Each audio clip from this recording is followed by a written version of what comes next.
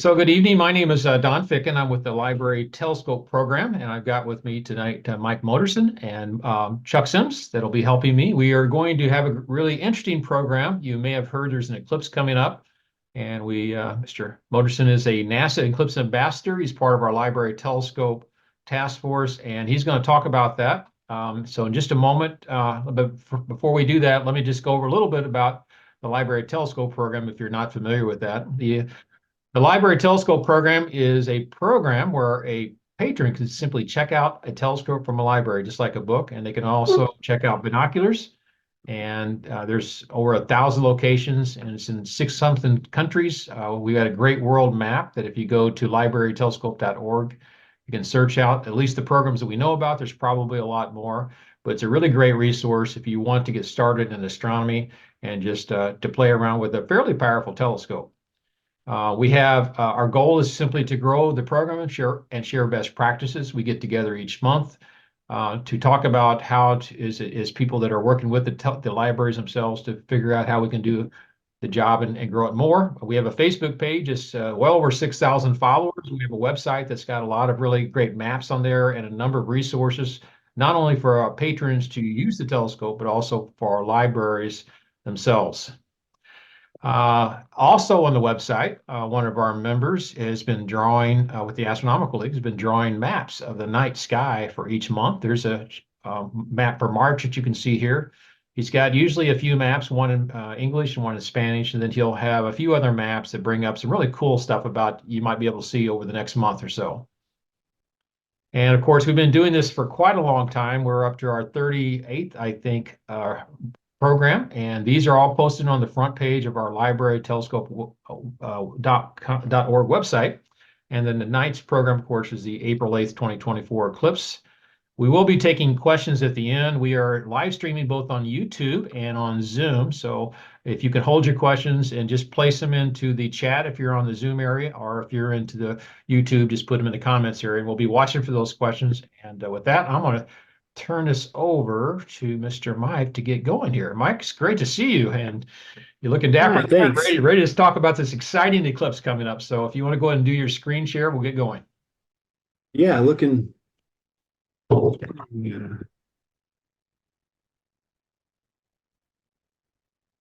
Let's pull this up here.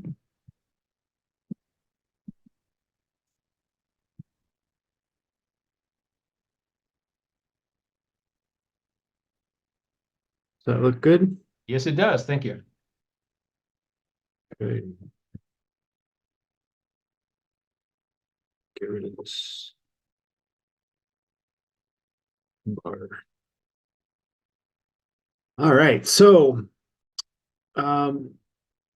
yeah, we are or I am, I guess I should say, Mike Modrcin. I am an outreach coordinator with the Omaha Astronomical Society.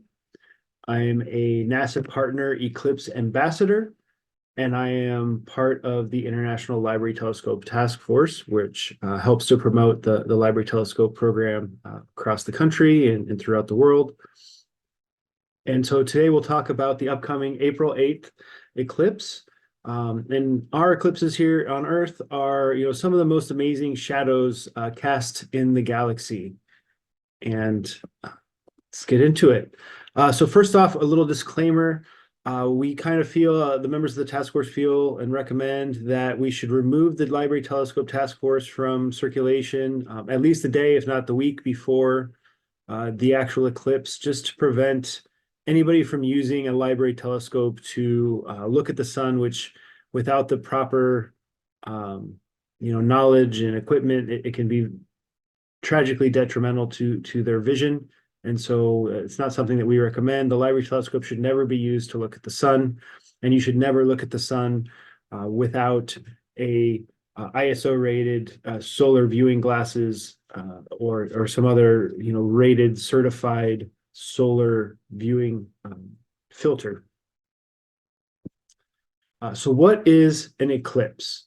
Well, basically an eclipse is just any time that a celestial body blocks the light of another celestial body. So the Earth blocks the light of the sun from the moon, or the moon blocks the Earth, or blocks the light of the sun from the Earth. So we have solar eclipses, lunar eclipses. There's also the total eclipse of the cat, which happens when, one is a little bit more camera friendly than the other. And so to have an eclipse, you have to have those three ingredients. You have to have a star, a satellite or moon, and a planet. So we have, I think that's Sirius, and I can't remember which moon that is. And then that's the planet Mercury. But that's not the ones that we're talking about today. We're talking about our sun, the star of the show here. And it's a big ball of burning hydrogen and helium. And one thing that's notable about this eclipse in April versus maybe the 2017 eclipse that many people across America were able to see is that now we're in solar maximum, whereas then we were just coming off or just going into solar minimum. So the sun has an 11-year cycle of minimum, maximum, and back again, where there's like on the image on the left, there's a little bit of solar activity and it's kind of dormant. And then all of a sudden, the twisting of the equator spinning faster than the poles causes this churning of the fusion on the sun, which creates all this extra activity, sunspots, prominences, filaments, things kind of go haywire. And so we're into that period now. And so it gives us the chance to see a lot more with the corona and the chromosphere once you're in totality. You have to have a satellite, or in this case, our moon, the only one we have. But one thing that's really unique about our eclipses and our moon and sun system that we have is that the relationship of the sizes is just so perfect. A lot of planets have moons, and all planets really orbit stars, but it's very, very unique to find a planet with a moon and a sun that are in this perfect ratio of the moon. The sun is 400 times larger diameter than the moon, but it's also 400 times larger farther away. And so the apparent size in the sky is almost identical. And so that allows us the moon to perfectly block our sun, in the sky, and allow us to see different parts of the sun's, kind of layers than what we can normally see without that. And then, of course, we have to have a planet, which is our planet Earth, which you can see just in the very center of that image, that little white dot. This is a famous image that Carl Sagan famously quoted as, a mote of dust caught in a sunbeam. Space is big, light is slow. We are all very small, kind of thing. And so the Earth, the sun, and the moon, we're always spinning. The moon is always spinning around the Earth, and the Earth is always spinning around, revolving around the sun. So why isn't this a regular occurrence? But some people might think that the Earth and everything, you see it on a map or in an image, it looks very flat, like everything is rotating around on the same plane, and that's just not the case. So we're going to watch a very short video here to kind of give you a graphical representation of how the tilt, the wobble in the lunar orbit affects our ability to see eclipses.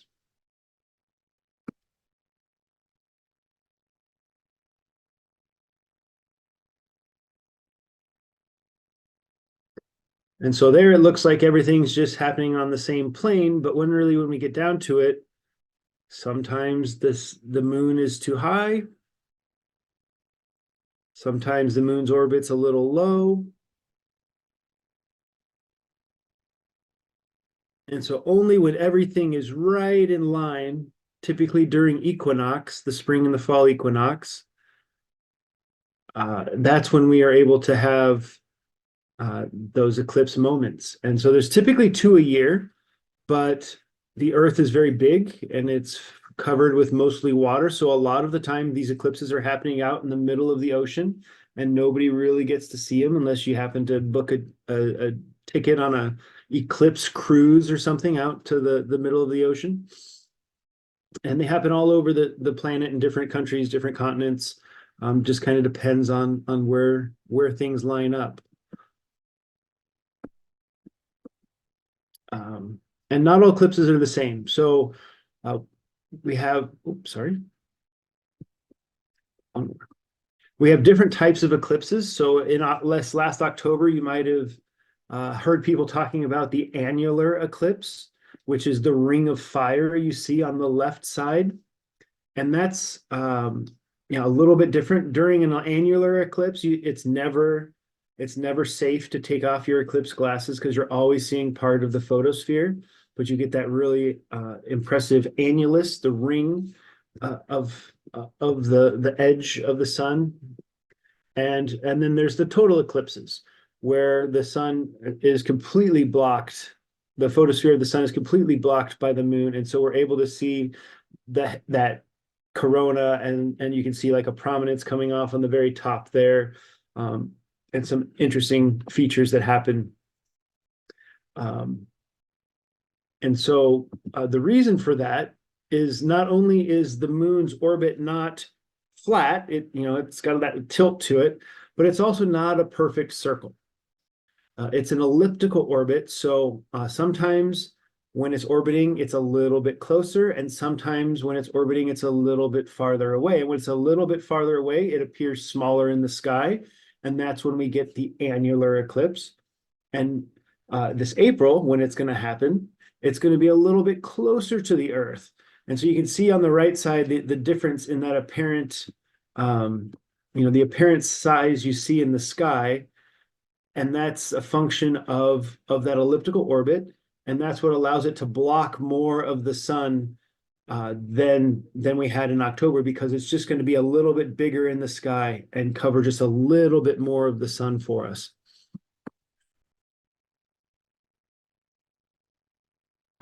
So where do you need to be to see this one in April? Well, you can start down in Mexico. You can go through South Central Texas, up through Arkansas, into Indiana, and all the way up through Maine there. And anywhere on that path is where you'll be able to see the actual totality event. If you're just over here, just off to the side in in Oklahoma or in Missouri, and you're just not quite on the path, a 99% eclipse is nothing like a total eclipse.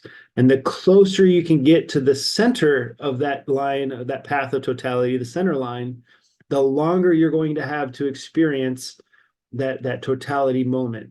So in 2017, we only had like 2.5 minutes maximum of totality, depending on where you were at. On this eclipse, we're going to have almost 4.5 minutes. You're going to get to experience it for that much longer if you're right on the center line of that path.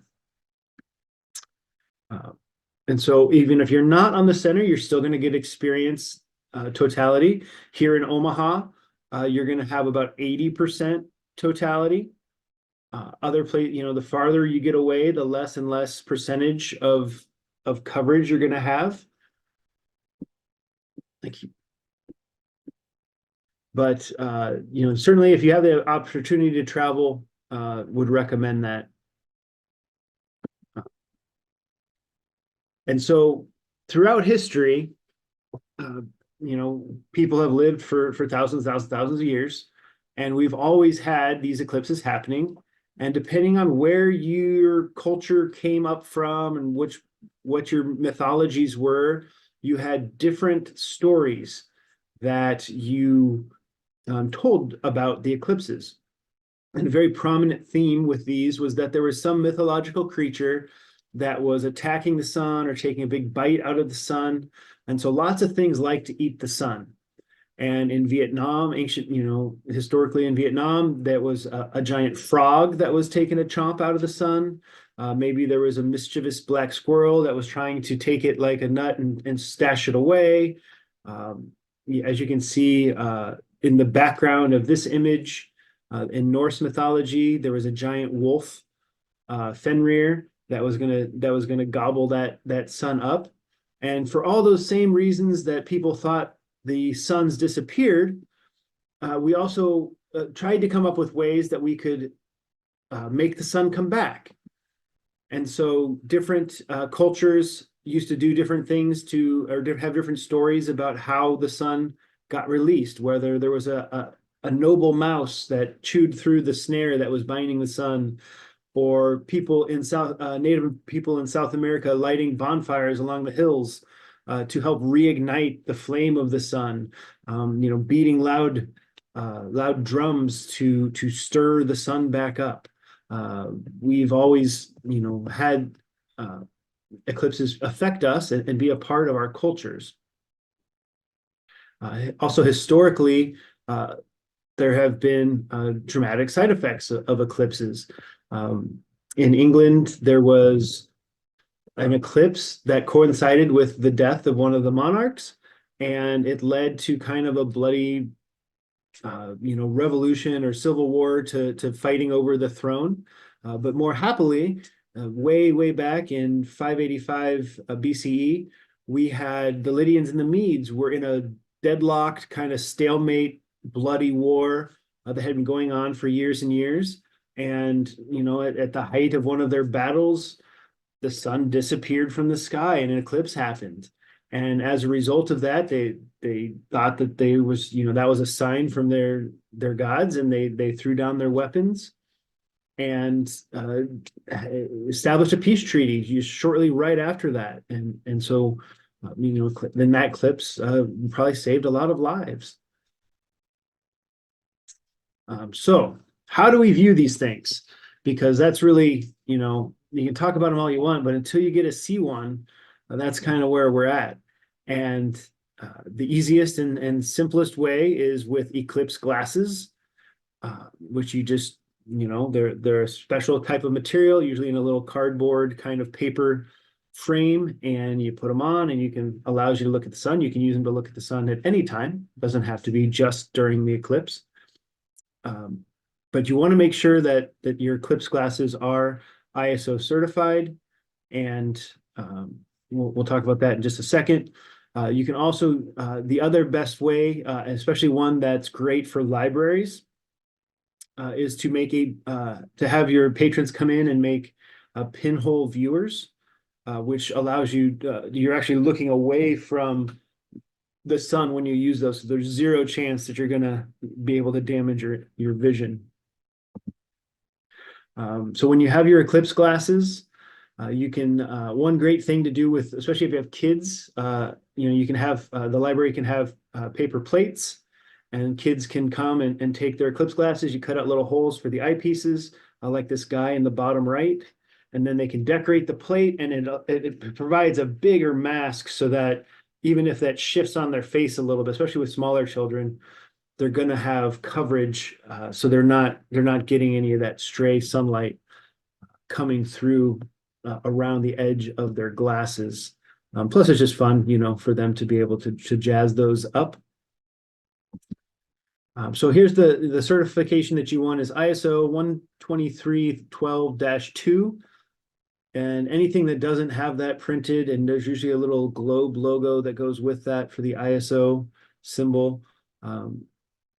You really want to make sure that you're using legitimate certified eclipse glasses, just to maintain absolute safety for that viewing experience. You definitely do not want to use your glasses and then use binoculars in front of them or a telescope in front of them. That will not protect your eyes. It can be very dangerous. You're magnifying all of that light and heat into a fine little point with those optical devices. And as you can see in the image here, we have someone who was using a pair of binoculars, and in this case, as it was reported on the internet, was lucky enough to pull them away when they realized that something was going wrong, and they didn't have permanent vision loss. But it's very dangerous, so you must use these things responsibly. And if you're with children and stuff, make sure that they are also not misusing them, because they're really only designed just to look straight at the sun with your Mark 1 eyeball.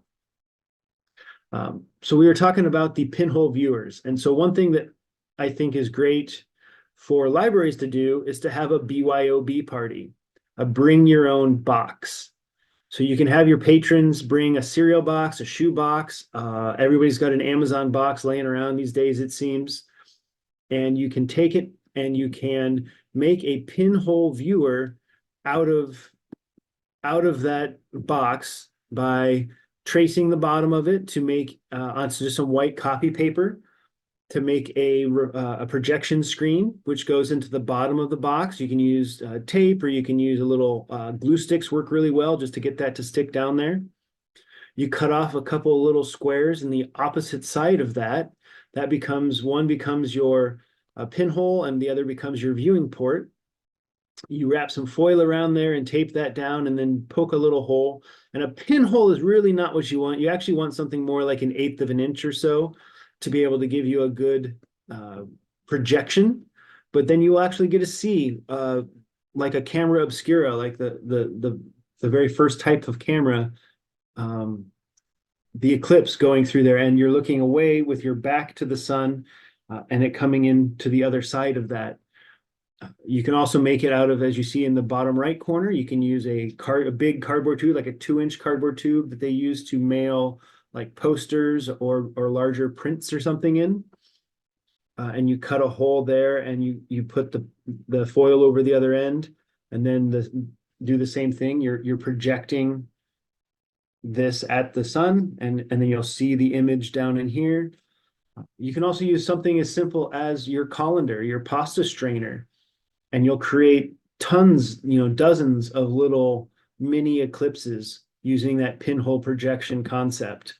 This is a lot of people have these Lotus style steamer baskets. Just making small holes with your fingers can create little pinholes to project the eclipse. And you don't even have to do anything. You go out someplace where there's trees, and you will see the space between the leaves will actually create the same type of effect, and you'll see these weird shadows during the eclipse that are kind of cool and worth maybe taking a photo of.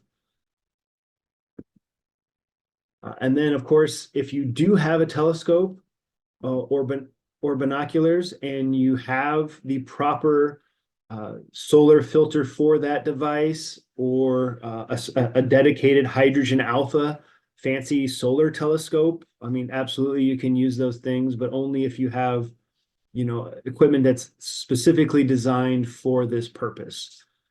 It's very, very dangerous to try and jerry rig something that's not designed specifically for solar observing. And then if you don't have the option of getting to totality, certainly you can hop on the internet and you can watch a live stream from a lot of different sources. They'll be all over YouTube and Facebook and Twitter, and everybody else will have these live streams going on. Two I recommend are the Exploratorium, which is out of San Francisco, and then of course our good friends at NASA will have an excellent live stream opportunity for you there, where you can see totality happen, on your TV screen.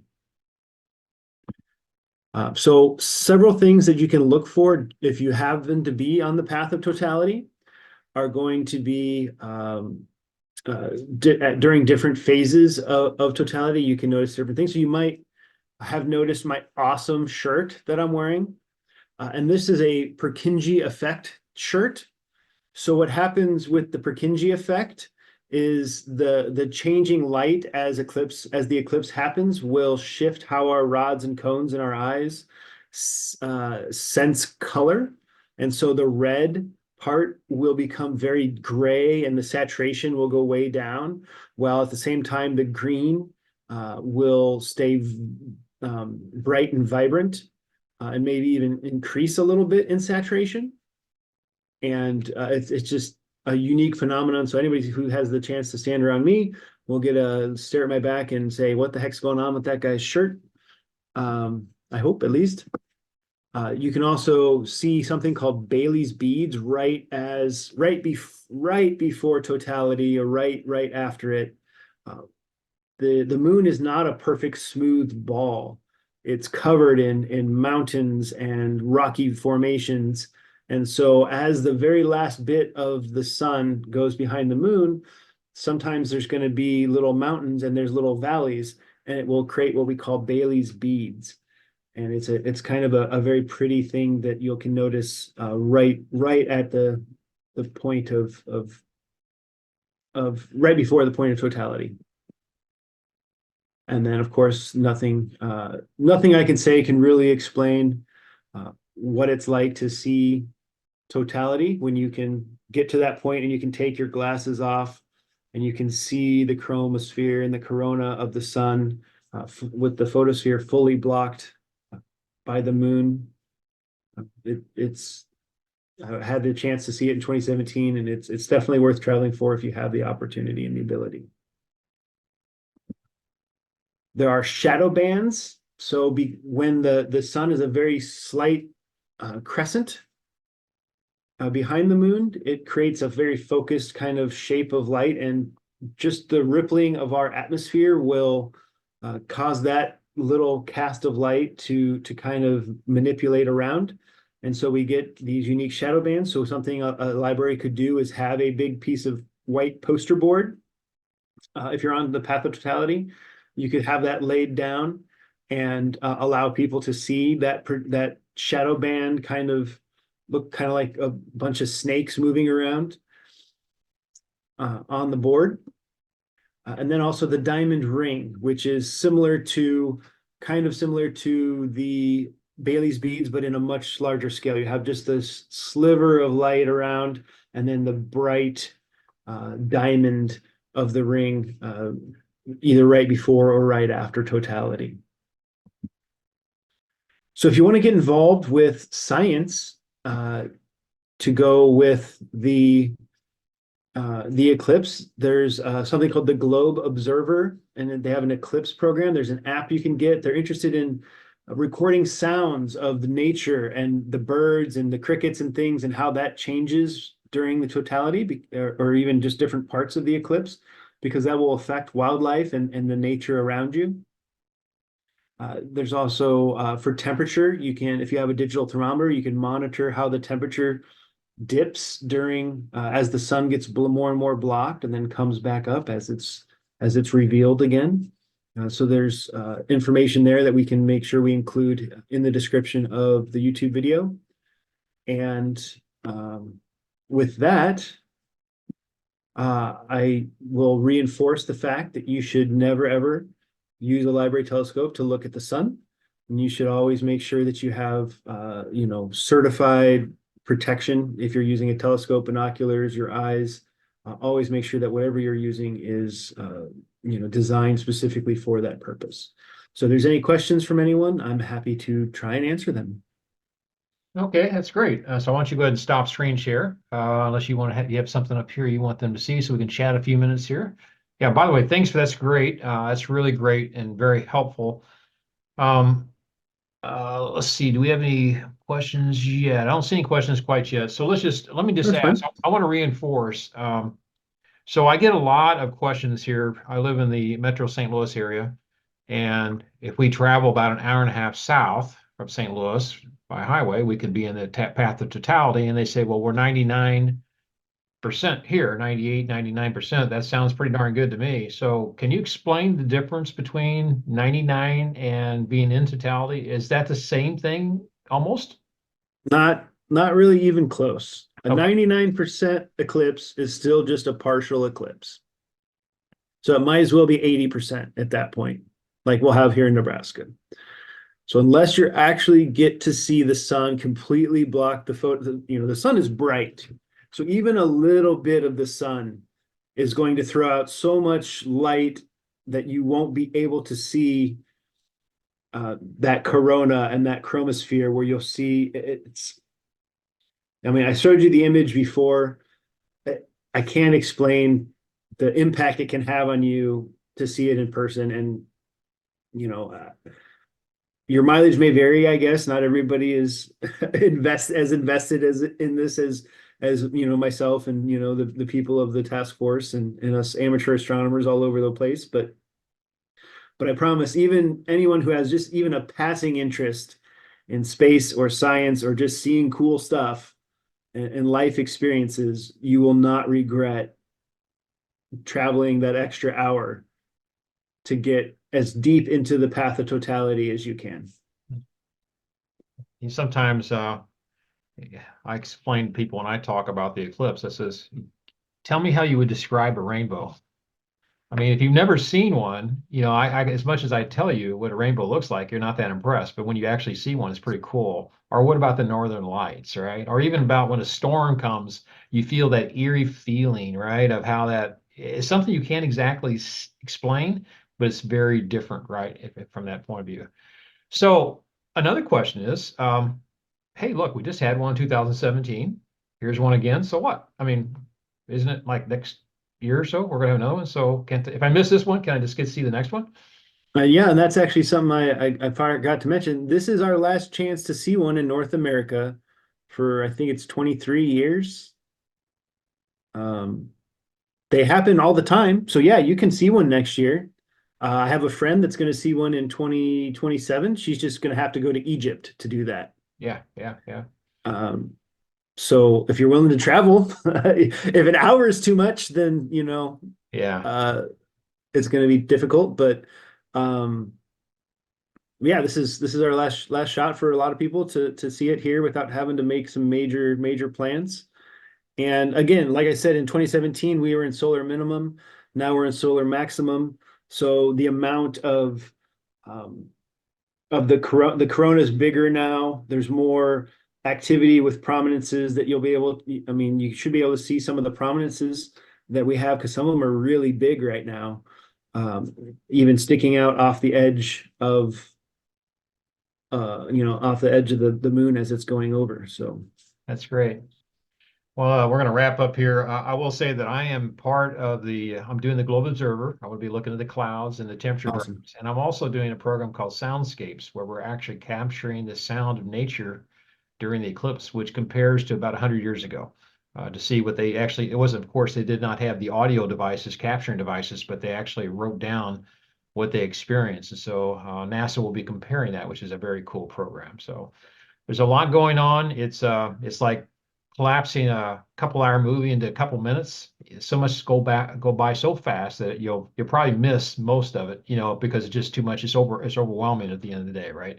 So it's Yeah, I'd say one tip I would give to anybody who is going to go to totality. I know everybody loves to take pictures with their cell phones, and you can do that during the totality, but do one and then put it down and don't get so caught up with trying to get the Instagram moment with your phone or your camera. Don't get so caught up trying to capture that image. There's tons of people all over the country who do that for a living, who you can download their images later. Uh, Observe and experience the eclipse for yourself. Take that time. You only have, at the maximum 4 minutes and 20 some seconds. And if you're not right on the center line, maybe you only have 3 minutes or 2 minutes. Um, just be in the moment and take it in for what it is, and really appreciate the fact that you're able to see that unique phenomenon, because there's a lot of moons and a lot of planets, but none of them really have the ability to block, like I said, that size relationship. Even in the entire galaxy, I guarantee you, this is a very unique phenomenon. Even with all the, hundreds of millions of planets or hundreds of billions of planets that are out there, um, we're very fortunate to have this. And at some point, thousands and thousands of years from now, a million years from now, you won't have this anymore because the orbits of the moon will have changed enough to where it no longer fully blocks the sun. So all right. Well, thank you for a great presentation, Mike. I'm looking forward to it, and I'm just crossing my fingers on the weather. We'll see what happens. This is the time of year when we really can't count on the weather necessarily, but hopefully nature will tease us to the end and give us a great show when it's all said and done, right? So, yeah, thank you, Don. yeah, thank you guys. Thanks for everyone for joining as well.